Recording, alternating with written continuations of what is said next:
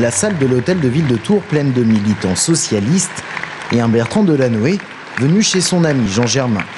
Mais hier soir, c'était bien son soutien à François Bonneau que le maire de Paris était venu afficher, tout comme il l'avait fait en 2004 pour Michel Sapin. Je respire avec joie, avec la conviction partagée et surtout la confiance dans une équipe que je sais inspirée mais efficace et qui surtout a une particularité que j'aime beaucoup, qui a su concilier innovation, justice sociale, progrès écologique, mais tout ça avec un sens des responsabilités très, très développé.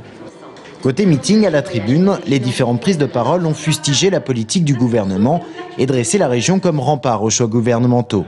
Emploi, écologie sociale et solidarité, 3 thèmes défendus par un Jean Germain chauffeur de salle, 3 priorités également affichées par François Bonneau.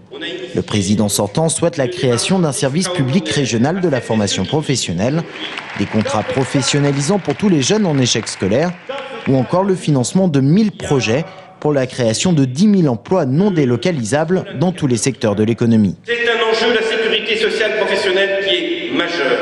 Il faut que nous arrêtions d'imaginer qu'il n'y a de progrès économique qu'avec le déclin social.